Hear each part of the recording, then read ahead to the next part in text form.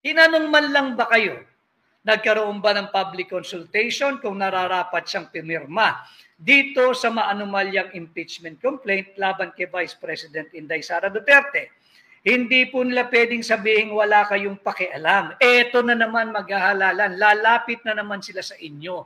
Sila po ay aplikante. Matatapos po ang kanilang kontrata bilang trabahante natin, trabahante ninyo sa inyong mga distrito before noon of June 30, 2025. Humihingi po sila ng contract renewal.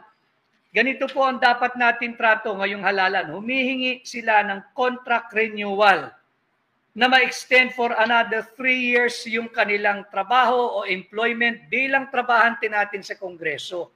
Kung hindi kayo kinonsulta dito sa impeachment complaint na ito, sisantehin na po ninyo yung inyong mga kongresista na pumirma sa impeachment complaint. Magbago na po tayo ng empleyado. Silipin po natin yung ibang aplikante kada distrito. Tanggalin na po natin itong mga masyadong adelantadong kongresista na hindi man kinukonsulta yung kanilang mga amo o employer. Kayo po iyon bago pumirma dito sa isang sagradong impeachment complaint process. Sapagkat alam ho ninyo, hindi biro-biro ito impeachment na ito. Hindi po tayo pagbubuuin nitong impeachment na ito, lalo tayong pagwawatak-watakin. Dapat po nga itong mga dapat iniimbestigahan ng NBI at saka nung pambansang pulisya. Di ba, lipana yung kwento na karamihan sa kanila, kung hindi man lahat, ay napilitang pumirma at i-endorso yung impeachment complaint dahil may pangakong 25 million di umano at 25 million na AIX at 25 million na AKAP. Wala namang nagsasalita, walang nagde-deny at may nagsasabi pa, umiikot ang balita, 100 million daw worth of infrastructure projects. That is, any which way you look at it, that is bribery. That is direct bribery, that is indirect bribery, and could even be qualified bribery. All punishable under our revised penal code. Ay dapat yan ang iniimbestigahan. Hindi yung kung ano-ano.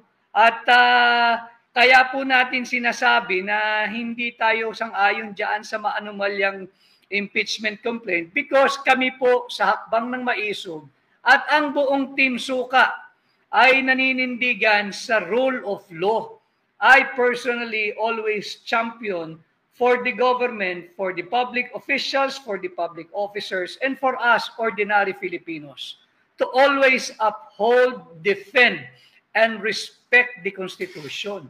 Ito pong maanumalya na impeachment complaint laban kay Vice President Inday Sara Duterte, hindi po ito produkto ng rule of law. Ito po'y pagsasalaula sa ating saligang batas. Sapagkat, ulitin ko ang ating Article 11, Section 4, ang sinasabi dapat verified impeachment complaint. Pag sinabi pong verified impeachment complaint, dapat po ito'y base sa kanilang personal knowledge or authentic records. Malinaw po yan sa saligang batas. Gumamit pa po tayo ng isang basihan o pundasyon. Sabi po sa Rule 7, Section 4 of the Rules of Court. Alam po ito ng mga abogado at ng mga law students. Nakasaad po dyan, ano ba ibig sabihin ng verified complaint? Ibig pong sabihin, dapat ito ay base sa kanilang personal knowledge, nabasa nila, at merong mga supporting authentic documents.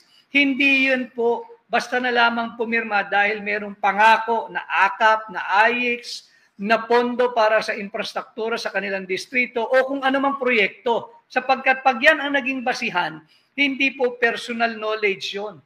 Personal advantage po maaari, pero hindi personal knowledge. At yan nga po ay isang form of bribery. It could be direct bribery, it could be indirect bribery, and could even be qualified bribery. Hindi nga po kasi ito ayon doon sa hinihingi ng ating saligang batas na verified impeachment complaint.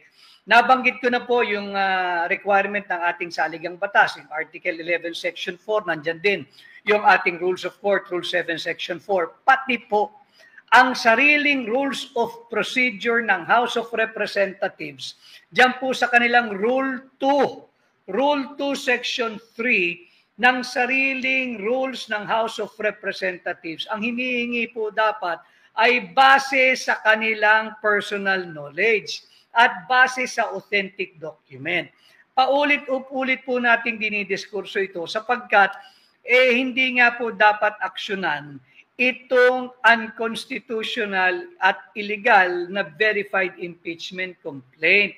Sinasabi nga rin po sa batas, marami pong nakasubaybay na abogado, kahit saan po ka magpunta na meron mga abogado yung lumalapit at sinasabi nga sila yung nakasubaybay.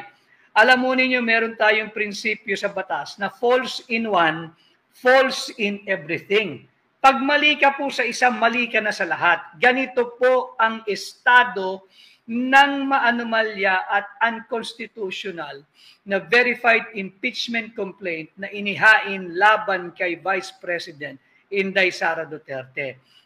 Meron na pong challenge before the Supreme Court at ngayong hapon ay nag-issue na rin po ang Korte Suprema directing the House of Representatives to file and submit their comment within a non-extendable period of 10 days, I believe, dito sa kasong inihain laban sa unconstitutional verified impeachment complaint na inihain laban kay Vice President Inday Sara Duterte.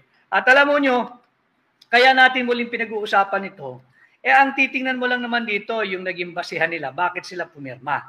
Sabi, baka raw walang budget, sila tatanggalin sa mayorya at magiging opposition. Pag opposition, wala ng budget. So makikita natin, hindi po base sa prinsipyo yung kanilang pagpirma at pag-aproba nitong verified impeachment complaint laban kay Inday Sara Duterte. Ito'y base sa kanilang kapritsyo. Kaya nga yung ating premise, kayo ba ay kinonsulta ng ating mga trabahanting mangbabatas? Kayo ba ay kinonsulta ng ating mga elitistang kongresista? O lalapit lang muli sila ngayon dahil halalan na naman? Pwede po tayong magsisante. Trabahante po natin sila. Ang sinasahod po nila ay galing sa buwis na binabayad ninyo at binabayad ko. Yung contribution natin sa nation building, pati na ng mga negosyante at ordinaryong manggagawa sa gobyerno. Sisantihin natin, singilin natin, panagutin natin. Yan naman ang hinihingi ng hakbang ng maiso, transparency and accountability. Singilin natin sila, bakit kayo pumirma ng hindi kinukonsulta ang inyong mga employers? Sino yung employers? Tayo po, yung mga bumuboto sa kanila kada distrito. Atin po silang singilin dahil hindi naman base sa prinsipyo yung kanilang pagpirma dito sa impeachment complaint laban kay Vice President Inday Sara Duterte.